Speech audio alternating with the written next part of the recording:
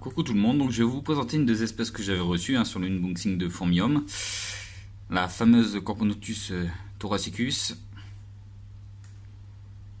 Donc on voit il y a vraiment un beau couvain, les ouvrières, il y en a 3 exactement, 4 parce que bon il y en a une qui arrive vraiment, elle est même déjà arrivée, elle bouge les antennes, donc 4. Donc bien content, j'ai pu les installer tranquillement. Elles ont déménagé assez rapidement, donc c'est que le tube leur convient très bien. Par contre c'est assez speed, hein. J'ai remarqué que les ouvrières, elles mettent des coups d'accélérateur, c'est impressionnant. Bon, on le voit sur... hop, c'est vraiment... c'est speed, hein. Ah, quand ça met un coup de turbo, ça met un coup de turbo.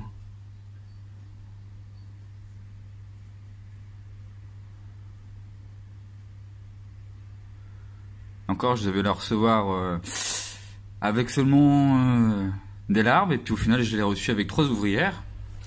Donc, c'est super hein, de la part de Formium. C'est toujours mieux quand il y a au moins 2-3 ouvrières en plus, c'est plus facile, surtout pour la gine. Donc, c'est une espèce qui vient d'Afrique, d'Afrique du Nord. J'ai été chercher un peu les infos pour vous les donner. Donc la reine ferait entre 20 et 22 mm, les ouvrières entre 7 et 12 mm, et les majors on serait aux alentours des 14 à 20 mm pour les plus gros. Donc hâte d'avoir des majors, parce que bon, c'est déjà une grosse taille, hein. Ça doit être déjà bien impressionnant. Après au niveau température, au niveau des nids, on serait entre 27 et 28 degrés. Et par contre, il faut une température d'environ 30 degrés pour l'air de chasse. Donc bon, ça va, comme moi j'ai des tapis chauffants, c'est pas un problème. C'est une espèce qui serait réputée assez agressif. Donc on verra avec le temps. Mais bon, je vois que dès que je les taquine un petit peu, ça n'hésite pas.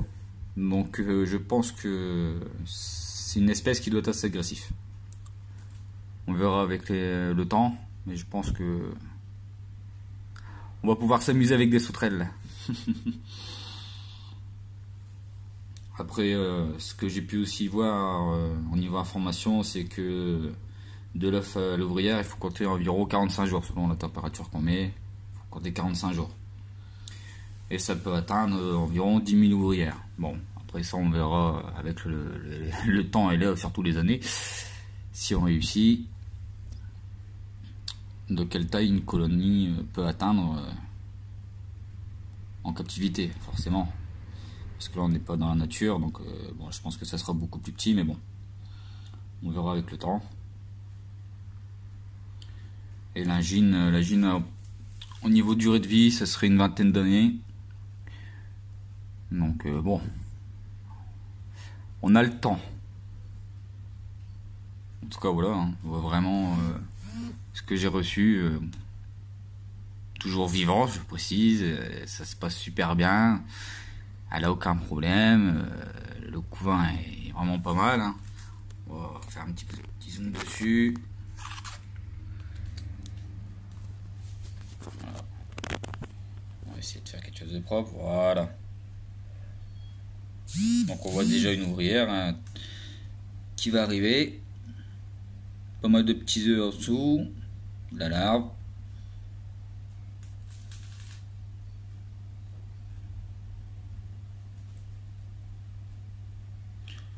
Donc une belle espèce, hein, on va pouvoir s'amuser. On regarde un petit peu les ouvrières à chasse. Elles se promènent. Je vais pouvoir les nourrir, leur mettre un abreuvoir. Alors franchement c'est une espèce que j'adore, je trouve ça magnifique. Déjà bien balèze, hein, parce que bon, on se rend pas compte, mais elle est énorme quand même, hein. Au niveau Corponotus, j'en ai déjà vu, mais jamais aussi gros. Voilà, la reine elle est assez bien foncée quand même, avec des petites taches rougeâtres, marron rougeâtre. On la voit, hein, il y a une superbe forme. Hop, les ouvrières sont assez belles. Bon après c'est juste une première génération, donc On verra les générations suivantes, mais bon, pour une première génération, on se rend compte déjà de la taille. Hein. Par rapport à la Gine, c'est déjà gros quand même hein, pour une première génération.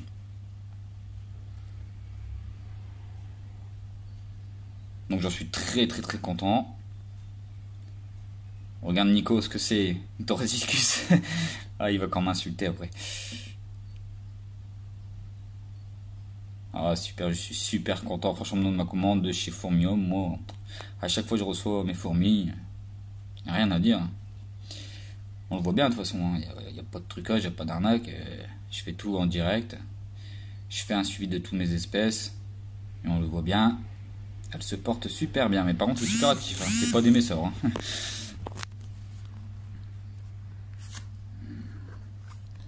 Toujours la carte, hein. S'il y a des gens qui sont intéressés, ben voilà. Moi c'est là que je les commande. Puis ben voilà ce qu'on a.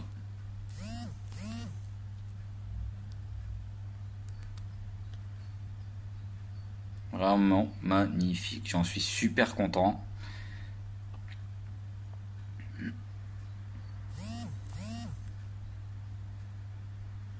Et puis bon, on va aller refaire un petit tour du côté de la Dinomyrmex, hein, vous montrer qu'elle est toujours en bonne forme.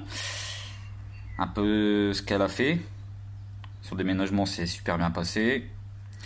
Donc bah, je vous reprends tout de suite en allant la voir. Donc là, on revient à la Dinomyrmex. Donc bon, c'est bon, j'ai pu enlever sur le tube hein, où elle était, un petit abreuvoir, mais bon je pense que je vais changer parce que vu la taille je sais pas si c'est vraiment adapté ce genre d'abreuvoir, donc je vais lui mettre une petite coupelle, mais bon de toute façon on voit bien, elle a carrément bouché son trou. Voilà ce qu'elle a fait, donc si elle a bouché c'est qu'elle se sent en sécurité. Voilà les petites traces que vous voyez, c'est parce que j'ai retiré le tube. Il y a un abreuvoir, donc c'était humide en dessous, forcément il faut attendre que ça sèche un peu.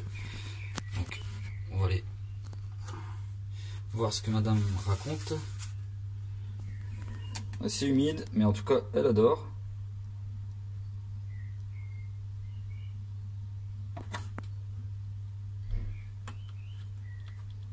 Se porte bien. En fait c'est l'humidité, je sais pas pourquoi ça fait une humidité en haut du tube, mais par contre en dessous la terre elle est assez sec. Elle est pas très humide. Et en tout cas ça lui plaît, parce que bon, elle a pas choisi le tube moins sec, elle a préféré un tube très humide.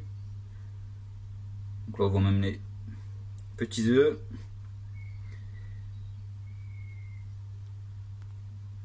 Et puis comme elle a fermé le tube, forcément l'humidité reste plus forte. Alors est-ce qu'elle préfère fermer le tube pour l'humidité? Ça je ne sais pas.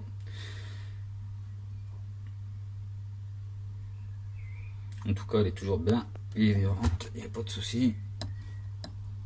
Hop, on le voit bien. Hein. Elle se porte toujours très bien. Pas trop la déranger. Parce que une espèce qui est quand même assez fragile. Faut pas faire n'importe quoi sur des espèces pareilles. Mais comme quoi, il faut pas un truc exceptionnel hein, pour le début. Une petite aire de chasse. Et puis de toute façon, tant qu'il n'y aura pas les premières ouvrières, je pense que ça restera fermé.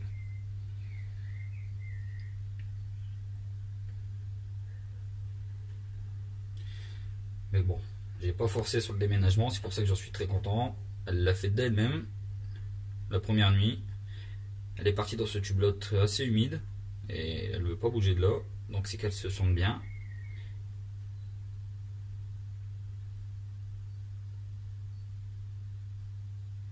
Et pour cette espèce, il faut du tube en 30, hein. Je précise bien du 30 parce que c'est assez balèze, donc forcément, la plupart des tubes, elle est trop petite.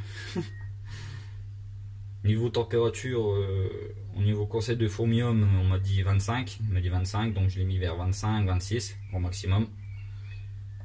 Ça se passe super bien. Dans notre troisième jour, je crois. Donc ben, ça se passe très bien.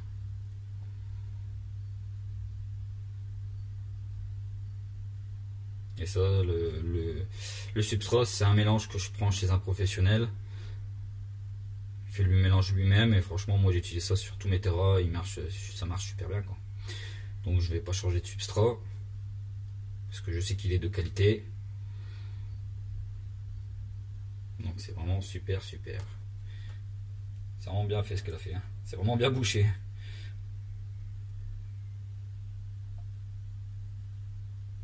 En tout cas voilà, j'espère que la vidéo vous aura plu. Après je pense que je ferai un petit tour du setup pour finir la vidéo.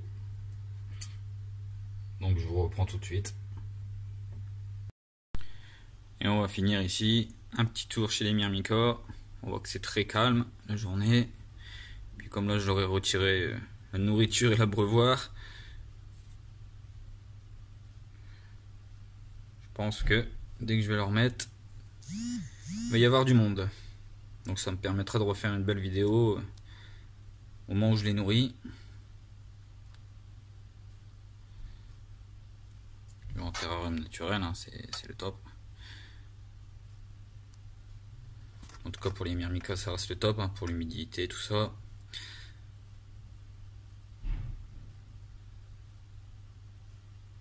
Donc ici dans le terrain il fait à peu près 22 degrés en moyenne, hein, de jour. Après le niveau humidité, moi je pulvérise tous les 2 jours. Parce que bon le substrat il sèche quand même assez rapidement.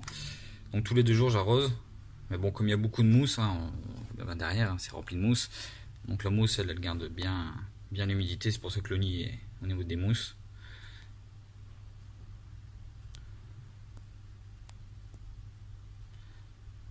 Donc ça se passe super bien. Je pense que d'ici une semaine ou deux j'ai intérêt de fermer les carreaux parce que ça risque de voler un peu partout. Parce que c'est une colonie que tous les ans j'ai des gines et elles vont essayer de s'en aller. Donc ça je filmerai dès que j'aurai l'occasion et que j'aurai un essaimage en cours, ben, je ferai une vidéo. Donc voilà, j'espère que la vidéo vous aura plu et puis à la prochaine.